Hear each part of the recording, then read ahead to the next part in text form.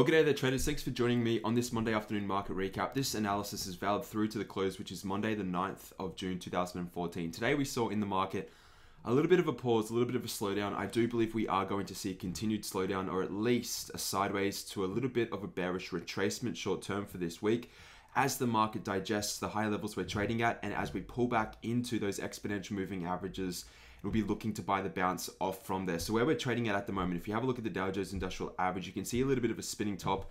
Again, that is very reminiscent of the market at the moment. A little bit of indecision taking place at these higher levels, which we have been trading at for the first time in the history of the Dow Jones Industrial Average and also the S&P 500. A little bit of a spinning top right here as well. What does this mean for us at the moment? We are long-term, primary and intermediately bullish. However, we are keeping in mind that the fact that we are so far away from those exponentials that we could see a little bit of a retracement, a little bit of a pause, a little bit of a digestion on these two markets in particular before we start breaking out and continuing in the bullish trend direction. Here's the NASDAQ. The NASDAQ, again, is getting very close to our ultimate resistance level, or our next resistance level, around 4,358. We came very close to hitting it today. I wouldn't be surprised if we do see that target being hit. On Tuesday or Wednesday's trading session, at least expect the market to slow down and pause up around this resistance level, because we have hit it in the past. Going back to March 2014, as you can see, we made this high, a little bit of an exhaustion gap on the market before we started to see that correction, which led into the year 2014. So we can see what's happening in the markets. Again, we're long-term bullish, but please expect a slowdown or at least a pause in the market. One thing which I said to our Pivot Point Pro trading students over the weekend was that I'd analyze Apple for you. As at the new stock split, you can see on my screen right here, Apple split as of Monday a 7-for-1. So every 7 shares outstanding were issued for one, or sorry, it was divided by 7 to get the new price, to get $93.70, the current market value. Sorry for that little confusion. As you can see, I've got no support or resistance lines drawn on my Apple chart. The reason being is because it's been regraphed. So if I zoom out, I'll go to a monthly perhaps. You can see my charts at the moment. Let me just bring this into perspective for you. You can see all these lines everywhere, and these is where, pardon me, where Apple was trading. I mean, we're going back up to $250, $600, I mean, $300. You can see where all of the price action was taking place. Now we're down here and it looks much more stable, doesn't it? So it's quite interesting to see. What I'll do, I'll change to a weekly, and the first thing which comes to mind or comes to my eyes is this old resistance level up here, or what was a resistance during 2012. This is when Apple was reaching like $700 a share, and then we got that huge retracement, that bearish divergence from these two peaks, 1 and 2. We're getting very close to this upper limit, or this upper level. What I'll do also, I'll draw in, let me just change to a line chart, do some support and resistance here for you. I mean, I'm going to do this in much greater detail, ladies and gentlemen. I'll do it and I'll update you in Pivot Point Pro.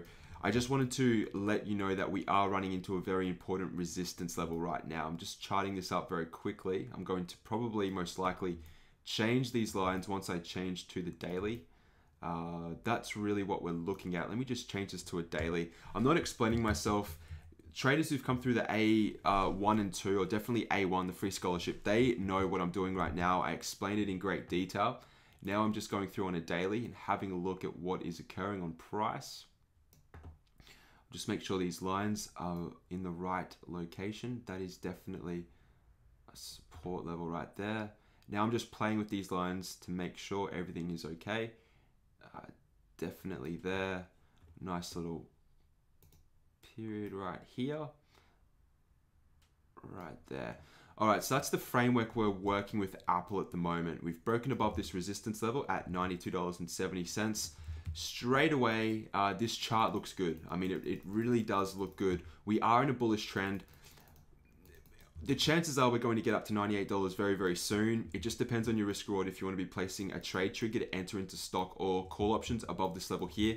Personally, I'm not. I'm expecting the market to slow down, so I'm going to wait for structure to hopefully build around this 92 level. We might see a couple of inside days, a couple of bearish candlesticks. Then I will set up my bullish trigger around 94.26, but at the moment, I'm not leaving a contingent order open on Apple. Ultimate target is just shy of $98. So you'd be looking at a 97.68 target on Apple.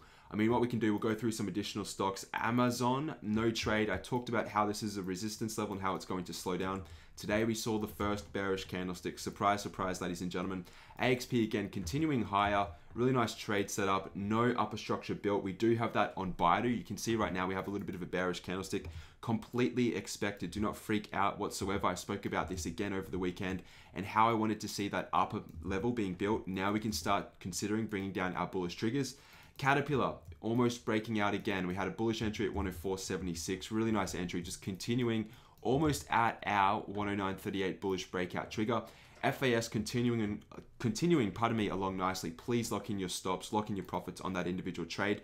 No trade on Google yet. HD, again, very worrying signals. We've got a shooting star followed by a high wave doji, okay? This is telling us that potentially HD wants to turn over. So please, again, lock in those profits. JPM, hit our target today, 57.40. Congratulations.